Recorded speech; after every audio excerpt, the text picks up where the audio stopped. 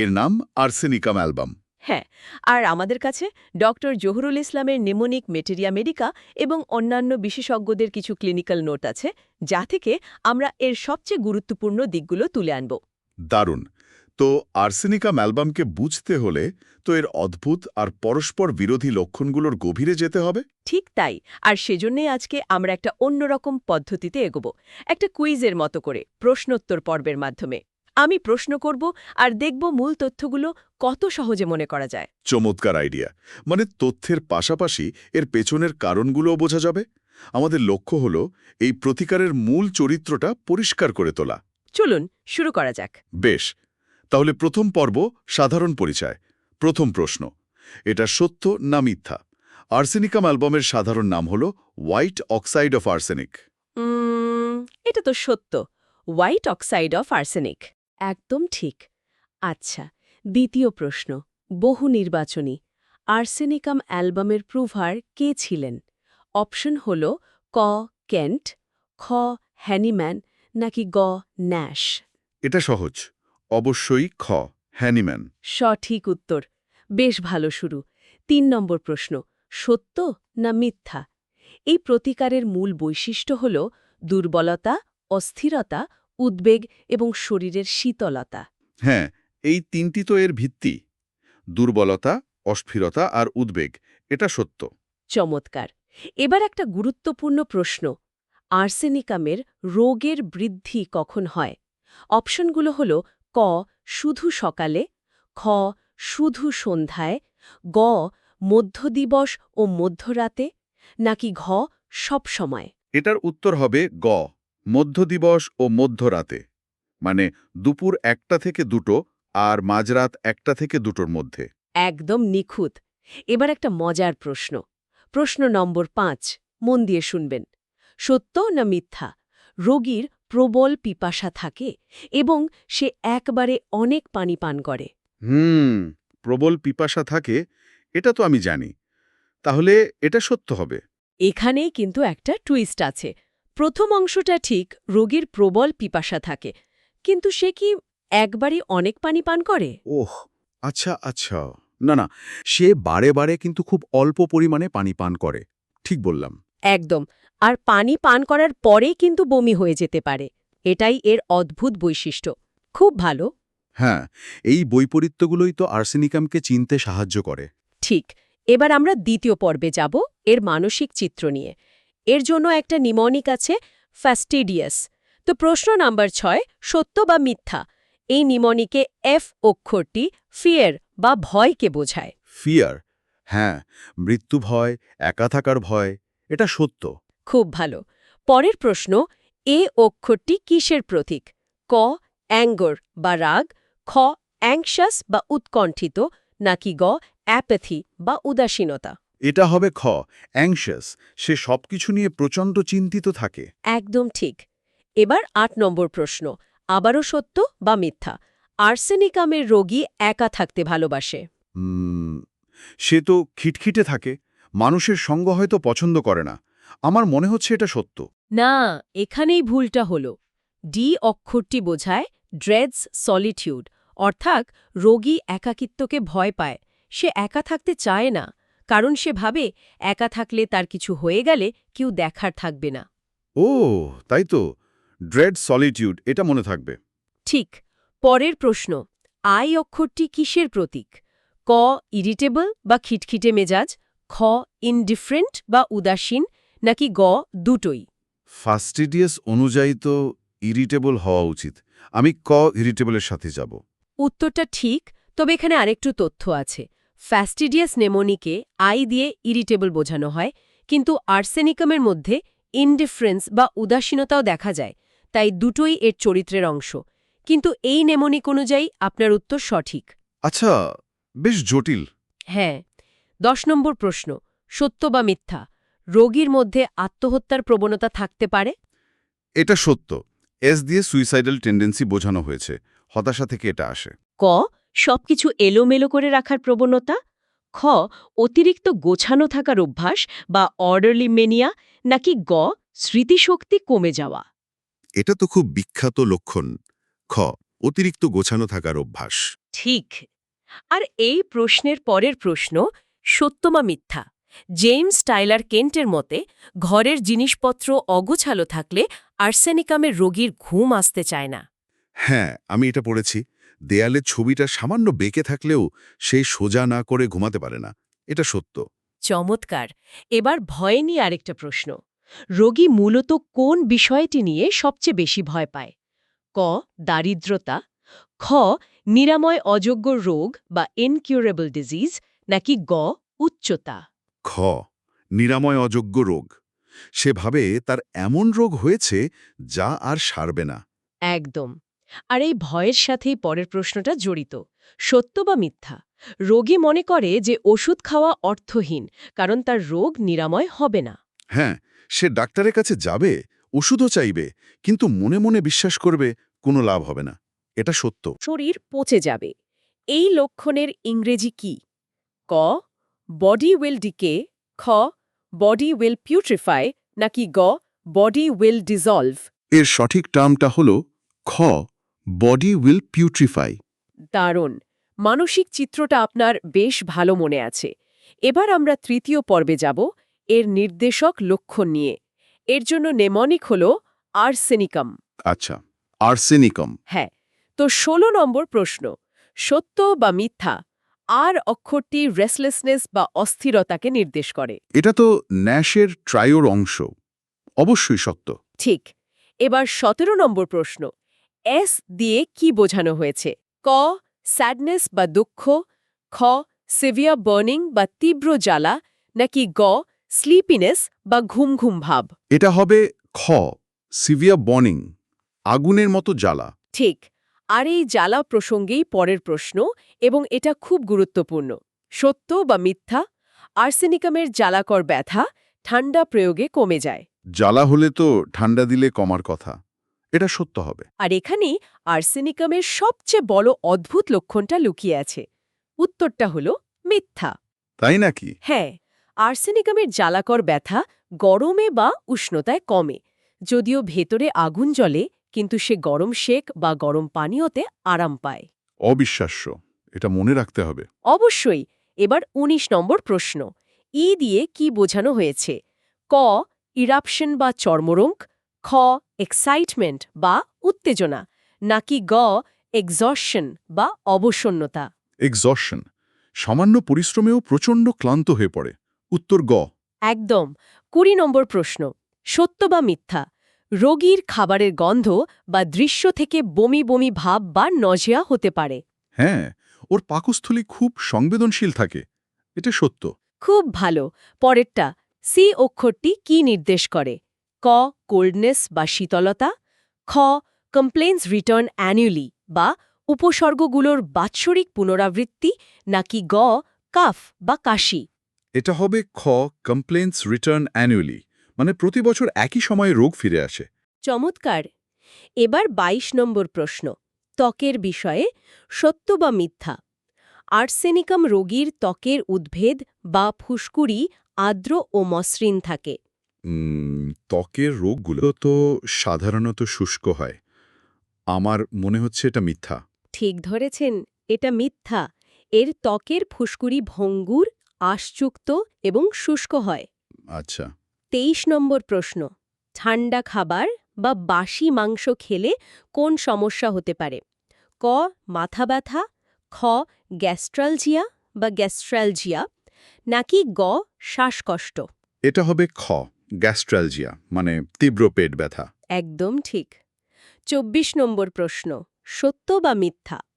Quinine দিয়ে চাপা পড়া ম্যালেরিয়া জ্বরের ক্ষেত্রে আর্সেনিকাম উপকারী হতে পারে। হ্যাঁ, চাপা পড়া রোগের ক্ষেত্রে এর ব্যবহার আছে। এটা সত্য। দারুণ। এই পর্বের শেষ প্রশ্ন, শ্বাসকষ্ট বা হাঁপানির সময় রোগী কোন অবস্থায় আরাম পায়? ক শুয়ে থাকলে, খ উঠে বসলে, নাকি গ হাঁটাহাঁটি করলে? শ্বাসকষ্ট হলে তো শুয়ে থাকলেই আরাম পাওয়ার কথা। আমি কয়ের সাথে যাব। আবার ভুল হলো। আর্সেনিকামের শ্বাসকষ্ট শুয়ে থাকলে আরও বেড়ে যায়। তার দম বন্ধ হয়ে যাওয়ার মতো অনুভূতি হয়, তাই সে উঠে বসতেই বাধ্য হয়। সঠিক উত্তর খ উঠে বসলে। ও আচ্ছা, এটাও একটা বিশেষ লক্ষণ। ঠিক, এবার আমরা চতুর্থ পর্বে যাব এর শারীরবৃত্তীয় ক্রিয়া নিয়ে। এটা একটু টেকনিক্যাল। ঠিক আছে, আমি প্রস্তুত। বেশ, প্রশ্ন ২৬, সত্য বা মিথ্যা? আর্সেনিকাম অ্যালবাম মূলত গ্যাংলিওনিক নার্ভাস সিস্টেমের মাধ্যমে কাজ করে। হ্যাঁ, এর প্রভাব স্নায়ুতন্ত্রের ওপর ব্যাপক, এটা সত্য। ঠিক, ২৭ নম্বর প্রশ্ন, মিউকাস মেমব্রেনের ওপর এর প্রধান ক্রিয়া কি? কর গঠনমূলক প্রদাহ, খল ধ্বংসাত্মক প্রদাহ বা ডিস্ট্রাকটিভ ইনফ্লামেশন, নাকি কোনো প্রদাহ নেই? আর্সেনিকামের ক্রিয়া তো ধ্বংসাত্মক, তাই উত্তর হবে খ, ধ্বংসাত্মক প্রদাহ। চমৎকার। ২৮ নম্বর প্রশ্ন, সত্য বা মিথ্যা? সিরাস মেমব্রেনের ওপর কাজ করে, এটি শরীরে তরল পদার্থ কমিয়ে দেয়। এটা আমার মনে হয় সত্য। প্রদাহ হলে তো রস কমে যাওয়ার কথা। না, এর ক্রিয়ার ফলে প্রচুর ড্রপসিক্যাল ইফিউশনস বা কোপিয়াস ড্রপসিক্যাল ইফিউশনস হয়, মানে শরীরে অতিরিক্ত তরল জমে, তাই উত্তরটা মিথ্যা। আচ্ছা, মানে শোথ বা এডিমা তৈরি করে। একদম।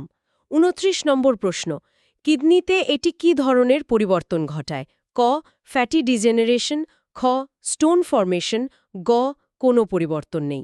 এটা হবে ক, ফ্যাটি ডিজেনারেশন। ঠিক, এবার ৩০ নম্বর, সত্য বা মিথ্যা? আর্সেনিকাম রক্তের ওপর কাজ করে, রক্তক্ষরণ বা হেমোরেজেস ঘটায়। হ্যাঁ, এটাও এর ধ্বংসাত্মক ক্রিয়ার অংশ, সত্য। পরেরটা হৃৎপিণ্ড নিয়ে।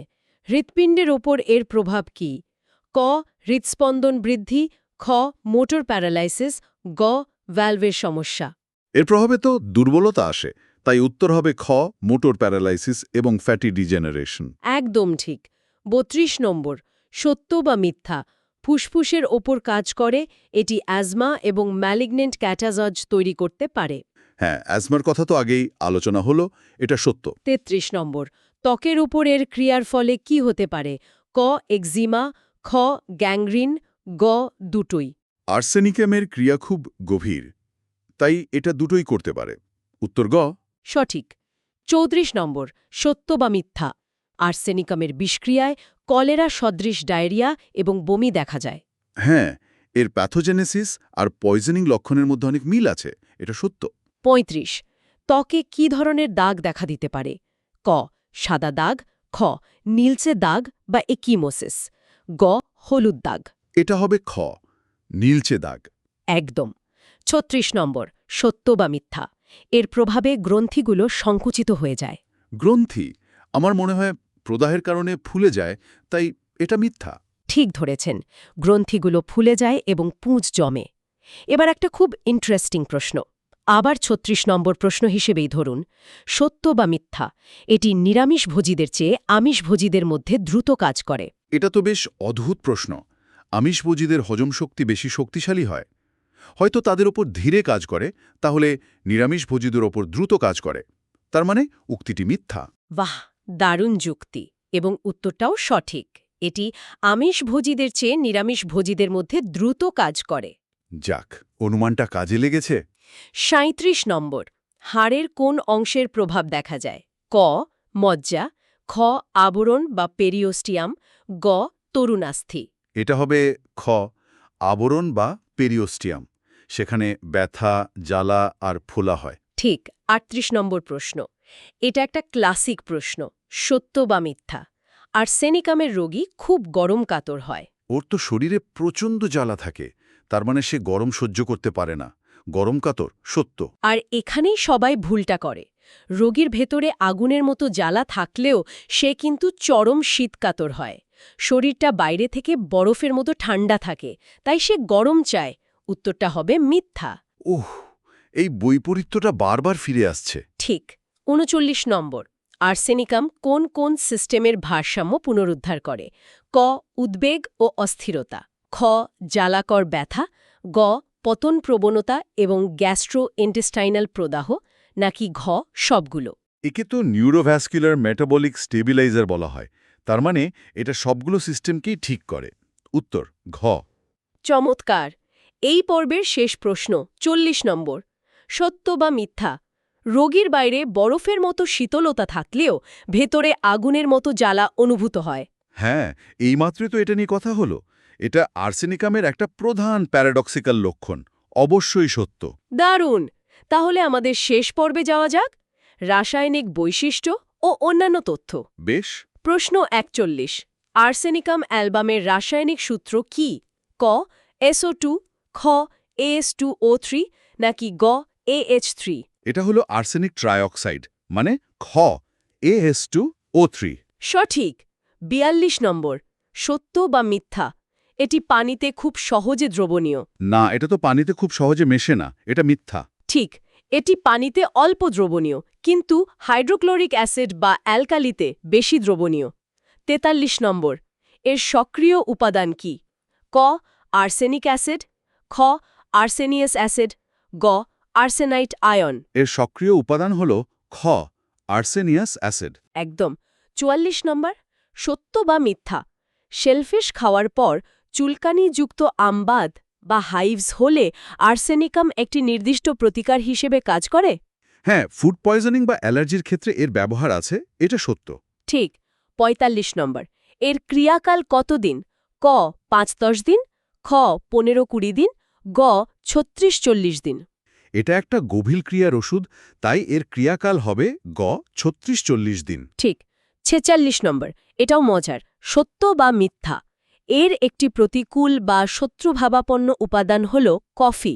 অনেক ওষুধের ক্ষেত্রেই তো কফি নিষেধ থাকে, আমার মনে হয় এটা সত্য। উৎস অনুযায়ী এর প্রতিকূল হিসেবে আখের রস বা মধুর কথা বলা হয়েছে, আর বেশি মাত্রার অ্যান্টিডোট হিসেবেও এগুলো ব্যবহার করা হয়, তাই উত্তরটি মিথ্যা। আচ্ছা, এটা নতুন তথ্য। ৪৭ নম্বর। কোন প্রতিকারটি আর্সেনিকামের অনুপূরক? ক নক্স ভূমিকা, খ সালফার, গ থুজা নাকি ঘ সবগুলো? এই সবগুলোই তো এর পরে ভালো কাজ করে, তাই উত্তর হবে ঘ সবগুলো। ঠিক। ৪৮ নম্বর। একটা ব্যতিক্রমী প্রশ্ন। সত্য বা মিথ্যা? আর্সেনিকামের মাথা ব্যথা গরমে উপশম হয়। আমরা তো জেনেছি যে এর সব কষ্ট গরমে কমে, তাহলে এটাও সত্য হওয়া উচিত। আর এটাই হলো সেই একমাত্র ব্যতিক্রম। আর্সেনিকামের সব ব্যথা গরমে কমলেও মাথা ব্যথা গরমে আরাম হয় না, বরং ঠান্ডা পানিতে মাথা ধুলে সাময়িকভাবে কমে, তাই এটা মিথ্যা। বাহ, প্রতিকারটা সত্যি ব্যতিক্রম দিয়ে ভরা। ঠিক। ৪৯ নম্বর। HR আনডটের মতে কোন ধরনের অভ্যাসের কারণে পাকস্থলীর ক্ষতি হলে এবং স্নায়ুতন্ত্র দুর্বল হলে আর্সেনিকাম উপকারী? ক নিয়মিত বরফ ঠান্ডা পানীয় পান, খ তামাক সেবন, গ অতিরিক্ত ভোগবিলাস, ঘ সবগুলো। এই সবগুলো অভ্যাসই তো জীবনী শক্তি নষ্ট করে। আনডটের মতে উত্তর হবে ঘ সবগুলো। একেবারে ঠিক। আমাদের কুইজের শেষ প্রশ্ন ৫০ নম্বর। সত্য বা মিথ্যা? আর্সেনিকাম অ্যালবাম দাহ্য বা ফ্লেমেবল পদার্থ? এটা একটা রাসায়নিক অক্সাইড, এটা দাহ্য নয়, মিথ্যা। চমৎকার! আপনি প্রায় সব কটা প্রশ্নেরই সঠিক উত্তর দিয়েছেন। এই দ্রুত প্রশ্নোত্তর পর্ব থেকে আমরা দেখলাম আর্সেনিকাম অ্যালবাম কতটা বৈশিষ্ট্যপূর্ণ। হ্যাঁ, বিশেষ করে এর মধ্যরাত আর মধ্যদিনের বৃদ্ধি, গরমে জ্বালার উপশম, আর ওই গোছানো থাকার মানসিকতার মতো অদ্ভুত লক্ষণগুলো সত্যি মনে রাখার মতো। সংক্ষেপে বললে আর্সেনিকাম অ্যালবাম সেই অবস্থাকে নির্দেশ করে যেখানে জীবনী শক্তির চরম অবসাদের সাথে তীব্র মানসিক ও শারীরিক অস্থিরতা একসঙ্গে থাকে। এটি মূলত একটা নিউরোভ্যাসকুলার মেটাবলিক স্টেবিলাইজার, যা শরীরের ভেঙে পড়া ভারসাম্যকে ফিরিয়ে আনতে কাজ করে। একদম। আজকের আলোচনা শেষে শ্রোতাদের জন্য একটা চিন্তার খোরাক রেখে যেতে চাই। অবশ্যই। আমরা দেখলাম যে আর্সেনিকামের রোগী তার চারপাশে সবকিছু নিখুঁতভাবে গুছিয়ে রাখতে চায়, একটা শৃঙ্খলার মধ্যে থাকতে চায়। অন্যদিকে তার শরীরের ভেতরে চলছে এক ধ্বংসাত্মক এবং বিশৃঙ্খল প্রক্রিয়া। এখন ভাবার বিষয় হল, এই যে মানসিক শৃঙ্খলার প্রতি তীব্র আকর্ষণ এবং শারীরিক বিশৃঙ্খলার প্রকাশ, এই দুটি কি আসলে একটি বিপর্যস্ত সিস্টেমের একই মুদ্রার এপিটোপিট হতে পারে? এই প্রশ্নটি রইল আরও গভীরে ভাবার জন্য।